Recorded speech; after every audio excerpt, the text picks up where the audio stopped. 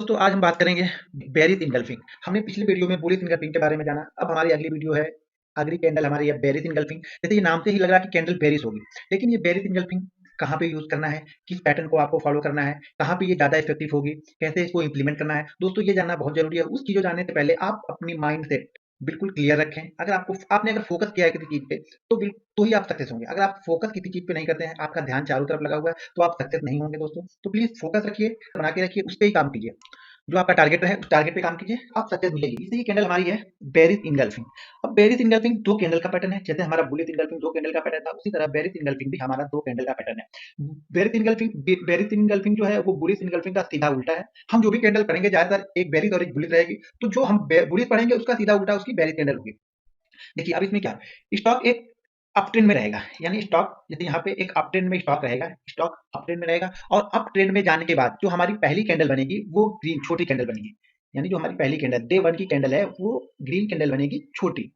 यानी छोटी का मतलब ये हो गया कि जो अगली कैंडल बने उसकी अपेक्षा छोटी कैंडल बनेगी ग्रीन। ठीक है, और वो कैंडल हमेशा बुलिश रहेगी। ध्यान रखिएगा, वो कैंडल जो बनेगी वो हमेशा बुलिश कैंडल रहेगी। ग्रीन कैंडल ही क्लोज होनी चाहिए, पिछले डे हाई के ऊपर ही क्लोज होनी चाहिए कैंडल। ठीक है, उसके बाद क्या करना है, उसके बाद जो सेकंड कैंडल यानी जो रेड कैंडल होगी वो हमेशा जैसे इसका क्लोजिंग प्राइस ये रहा तो इसके ऊपर ही ओपन होनी चाहिए। इंपॉर्टेंट ये है कि गैप अप ओपन होना चाहिए। जो दो कैंडल मिला के हमारी बेरिस इंगल्फिंग बनेगी उसका पहला कैंडल ग्रीन होना चाहिए। ध्यान से, पहला कैंडल ग्रीन होना चाहिए, और दूसरा कैंडल जो बेरिस कैंडल बनेगा वो कैंडल हमारे बुलिस कैंडल से ऊपर ही ओपन होनी चाहिए। ये पहला क्राइटेरिया होना चाहिए कि गैप अप ही ओपन होना चाहिए, तो ही वो कैंडल हमारे बेरिस इंगल्फिंग को फुलफिल करेगी। वो कैंडल हमेशा उसके ऊपर ही ओपन होना चाहिए। ठीक है, दूसरी चीज, जो दूसरी कैंडल जो बेरिस कैंडल बनेगी वो ग्रीन कैंडल से बड़ी होनी चाहिए। अगर देखिए, अगर परफेक्ट बुलिश इंगल्फिंग वो होगा जो बेरिस मतलब जो बेरिस कैंडल बने वो अप और डाउन दोनों साइड में पिछली कैंडल से बड़ा हो। यानी उसके ऊपर ओपन के ऊपर नहीं सॉरी उसके ओपन के नीचे ही क्लोज दे, और उसके सॉरी सॉरी दोनों कैंडल मिला के हमारी बेरिस इंगल्फिंग बनेगी। इसका देखिए मैं, कैंडल गैप अप ओपन होना चाहिए। ठीक है, और कैंडल जो ये कैंडल है इस कैंडल में ये कैंडल पूरी तरह से इस कैंडल को ढक लेनी चाहिए। जो बेरिस कैंडल बनेगी वो बुलिश कैंडल को पूरी तरह से ढक लेनी चाहिए। इसका मतलब ये हुआ कि मार्केट अप ट्रेंड में था, अभी तक जो बुलिश था मार्केट तेजी की तरफ चल रहा था, वो यहाँ पे उसको विराम लग गया। यानी उस पे अलर्ट हो गया। बायर जो थे जो तेजी करने वाले थे वो अब अलर्ट हो चुके हैं। अब उनको यहाँ से लगेगा कि मार्केट शायद मंदी की तरफ जाए। ये अभी शायद वाली कंडीशन है दोस्तों। ये परफेक्ट ऐसा आप नहीं कह सकते मार्केट यहाँ से घूम जाएगा, और ना ही आप 100 टाइम प्रिडिक्ट कर सकते हैं। आप एक बार ध्यान रखिए, किसी भी कैंडल, किसी भी पैटर्न, किसी भी मूविंग एवरेज, किसी भी चीज को आप 10 टाइम में से सिर्फ 7 या 8 टाइम, ये यानी 60 से लेकर 80% के बीच में ही आप सक्सेस मिलेगी आपको। आप 100 टाइम मार्केट में अगर कोई चीज ढूंढ रहे हैं तो आप गलत है। फिर मार्केट आपके लिए नहीं, मार्केट किसी के लिए नहीं है। अगर कोई 100 टाइम ढूंढा, अगर आप 50 टाइम सक्सेस पा सकते हैं तो आप इस मार्केट में सस्टेन करेंगे। आप एक प्रोफेशनल ट्रेडर है अगर आप 50 टाइम सक्सेस पा सकते हैं किसी भी स्ट्रेटजी में अपनी। तो सेकंड कैंडल जो बनेगी वो बेरिश कैंडल बनेगी, और उसके बाद मार्केट ट्रेंड नीचे की तरफ जाएगा। समझ गए? देखिए पहली कैंडल पहले क्या होगी, पहली कैंडल जो बनेगी वो बुलिश कैंडल बनेगी। पहले दिन की कैंडल बुलिश क्लोज होगी, छोटी कैंडल रहेगी अपेक्षा कर रेड कैंडल से। जो दूसरी कैंडल रेड कैंडल ओपन होगी वो हमेशा इसके क्लोजिंग प्राइस से ऊपर ओपन होगी, यानी गैप अप ओपन होगी। ऊपर हाई कहीं भी जाए उससे हमको मतलब नहीं, हमको मतलब सिर्फ है कि गैप अप ओपन होने चाहिए और क्लोज नीचे होनी चाहिए। अब ये क्लोज यहाँ पे क्लोज ऑटोमेटिक ये क्लोज होनी चाहिए, इसकी ओपन प्राइस से नीचे ही क्लोज भी होनी चाहिए। ये भी इंपॉर्टेंट है। इसके क्लोजिंग प्राइस से ऊपर ओपन होनी चाहिए, इसके ओपन प्राइस से नीचे क्लोज होना चाहिए। तो ये मार्केट का रिवर्स साइन है कि मार्केट यहाँ से रिवर्स हो सकता है, ध्यान रखिएगा। इंपॉर्टेंट ये यहाँ से एक चीज और, यहाँ पे इस कैंडल जब ये कैंडल बने तो हमेशा आप वॉल्यूम को देखिए। वॉल्यूम इस कैंडल से ज्यादा इस कैंडल का वॉल्यूम भी होना चाहिए। ठीक है दोस्तों, अब हम इसको चार्ट पर देखते हैं ये कैसा चार्ट पे दिखता है।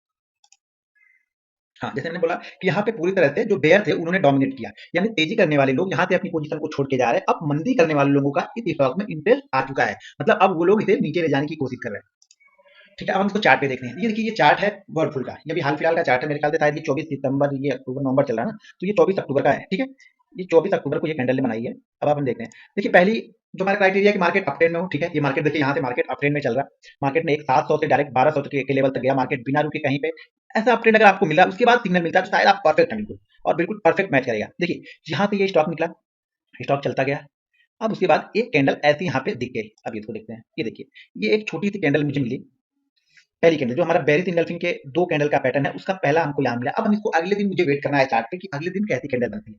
अब देखिए अगले दिन सेकंड कैंडल, जो सेकंड कैंडल हमारी रेड कैंडल बनी, ये इसके ओपन प्राइस से ऊपर ही ओपन हुई है।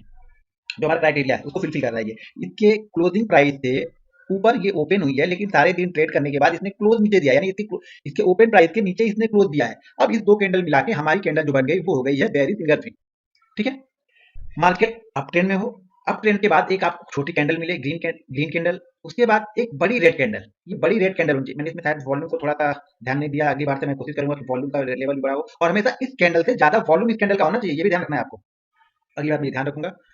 तो ठीक है, तो ये बेरिश कैंडल बन गई, इसने ऊपर ओपन भी गैप अप ओपन हुआ है। ठीक है, अब इसने क्लोज भी नीचे दिया है, इस ओपन प्राइस के नीचे तो छोड़ दीजिए, इसने पूरी कैंडल के नीचे ही क्लोज दिया है। ये हो गई हमारी दो कैंडल मिला के हो गई हमारी बेरिश इंगल्फिंग। अब देखिए बेरिश इंगल्फिंग को अब हमको सेल करना है तीसरी कैंडल के नीचे, यानी तीसरी कैंडल के नीचे ही मुझे सेल करना है। ये आपको ध्यान रखना है हमेशा कि हमेशा तीसरी कैंडल के नीचे ही सेल करना है। ठीक है, तीसरी कैंडल के नीचे ही मुझे सेल करना है, क्योंकि ये तीसरी कैंडल के नीचे मुझे सेल करना है। स्टॉप लॉस हमारा, ये हमारा एंट्री प्राइस हो गया, मुझे सेल करना है यहाँ पे, ये हमारा एंट्री प्राइस हो गया। अब ये जरूरी नहीं है कि आपने सेल लिया स्टॉक फिर ऊपर नहीं, शायद स्टॉक वहां से ऊपर या नीचे करेगा। स्टॉक देखिए मैंने पहले ही बोला कि आप अगर 50 टाइम भी अगर आपकी स्ट्रेटजी सक्सेसफुल है तो आप एक प्रोफेशनल ट्रेडर बन चुके हैं और आप हमेशा प्रॉफिटेबल ट्रेडर ही रहेंगे। अब हमारा इसका स्टॉप लॉस, हमारा स्टॉप लॉस ये कहीं पे ऊपर में यहाँ पे होगा। ये जो हाई प्राइस है ये हमारा स्टॉप लॉस है। हमको स्टॉप लॉस यानी पेशेंस, हमको वेट तो करना है। अगर आपके पास पेशेंस नहीं है तो आप मार्केट में सस्टेन बिल्कुल नहीं कर सकते हैं दोस्तों। डेली की फ्लक्चुएशन से अगर आपको बचना है, आपको सस्टेन करना पड़ेगा मार्केट में। अगर मार्केट में सस्टेन, कभी कभी ये प्राइस यहाँ से ऑटोमेटिकली गिरना स्टार्ट कर देगा, लेकिन कभी कभी ये प्राइस रुकेगा भी। शायद जो वीक हैंड रहते हैं वो यहाँ से निकल जाते हैं, फिर बड़े खिलाड़ी जो रहते हैं वो ही प्रॉफिट लेके जाते हैं। स्टॉक को देखिए, स्टॉक 1100 से, अब आप यहाँ देखिए 1 2 3 4 5 6 7, यानी 7 ट्रेडिंग सेशन में स्टॉक में देखिए 1100 से स्टॉक 600 चला गया। तो ये होता स्टॉप लॉस हमारा ये है। और प्राइस ने देखिए हाई प्राइस अभी भी दिखाया नहीं इसने अभी। तो ये हो गया बेरिश इंगल्फिंग का। अब देखते हैं हम दूसरे चार्ट पे आते हैं। ये चार्ट है भारत फोर्ज का। शायद थोड़ा सा इसमें, चलिए ठीक है, ये भारत फोर्ज का चार्ट है, इसको देखिए। स्टॉक एक अप ट्रेंड में, अप ट्रेंड का मतलब स्टॉक ने देखिए 700 से स्टार्ट किया, स्टॉक 900 तक गया, 990 यानी 1000 तक गया।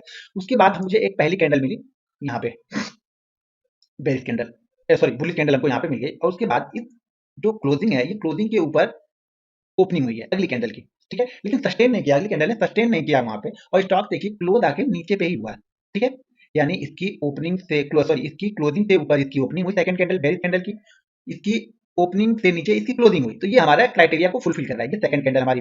अब इस कैंडल, दोनों कैंडल मिलकर हमारी फिर से ये बुलिश इंगल्फिंग है। अब इसको हमको सेल कहाँ करना है, थर्ड कैंडल, फिर से थर्ड कैंडल के नीचे मुझे सेल करना है। ध्यान रखिए दोस्तों, आपको सेल हमेशा थर्ड कैंडल के नीचे ही करना है। ठीक है, अगर आप उससे भी ज्यादा, अगर आप एक और सेफ जाना चाहते हैं, लेकिन मैंने आज तक यही किया है, मैं पिछली थर्ड कैंडल से ही सेल करता हूं। अगर मुझे कुछ सेल दिखता है तो स्टॉप लॉस हमेशा हमारा हाई प्राइस रहेगा, यानी ये जो बेरिश इंगल्फिंग की सेकंड जो बेरिश कैंडल है उसका हाई पॉइंट हमारा स्टॉप लॉस रहेगा। अगर हाई पॉइंट हमारा स्टॉप लॉस रहेगा और हमारी ये एंट्री प्राइस रहेगी, उसके बाद देखिए स्टॉक कहां तक ये नीचे है। तो दोस्तों बेरिश इंगल्फिंग आपको बिल्कुल देखिए, कैंडल कहीं ना कहीं, अब देखिए एक चीज और, जैसे अब आप बोलेंगे कि सर ये कैंडल भी बेरिश इंगल्फिंग है, ये कैंडल भी बेरिश इंगल्फिंग है, तो मैं बोलूंगा नहीं, ये कैंडल बेरिश इंगल्फिंग नहीं है। हमेशा जो ये ग्रीन कैंडल है ये इसके अंदर ही होनी चाहिए, कितनी भी बड़ी कैंडल हो लेकिन इसके अंदर ही रहने की कोशिश करें। ये इसके अंदर ही होनी चाहिए, यानी जो रेड कैंडल कलर की कैंडल बनी वो पूरा इसको ढक ले। अब इसने ढका, कैंडल तो बड़ी है, लेकिन अगर ये यहाँ से ओपनिंग होता, गैप अप ओपनिंग भी हुआ, लेकिन इस कैंडल को नहीं, इस कैंडल को पूरी तरह से फुलफिल कर लेगा, वो ही परफेक्ट बेरिश इंगल्फिंग है। ऐसी बेरिश इंगल्फिंग आपको, मतलब आपको अपनी आंखों को ट्रेन करना है कि बेरिश इंगल्फिंग को समझना कैसे है। ये देखिए चार्ट में एक और हम देखते हैं बेरिश इंगल्फिंग। अब देखिए, आप बोलेंगे देखिए चार्ट मैंने दिखाया, ये देखिए यहाँ भी एक कैंडल बनी है, लेकिन स्टॉक नीचे भी आया है, ऐसा नहीं स्टॉक नीचे नहीं, स्टॉक नीचे भी आया है, लेकिन ये हमारा जो बेरिश इंगल्फिंग का क्राइटेरिया है वो इसको फुलफिल नहीं कर रहा है। ये ग्रीन कैंडल इसके बाहर है, जबकि ये ग्रीन कैंडल, रेड कैंडल हमेशा इसके ऊपर तक हाई तो कम से कम एटलीस्ट मार के आना चाहिए। इस हाई से ऊपर जानी चाहिए। ओपन तो, सॉरी, इसने क्लोज तो, ओपन तो जरूर गैप अप दिया है, लेकिन इस हाई के ऊपर नहीं, हमेशा इस हाई के ऊपर भी जानी चाहिए इस कैंडल को, जो रेड कैंडल है। तो ये हमारा ये परफेक्ट बेरिश इंगल्फिंग होगा दोस्तों। तो आप ध्यान रखिए, आज मैंने सीखा बेरिश इंगल्फिंग। आप पीछे की वीडियो देखिए बुलिश इंगल्फिंग, सारी वीडियो को आप मेरे फॉलो कीजिए।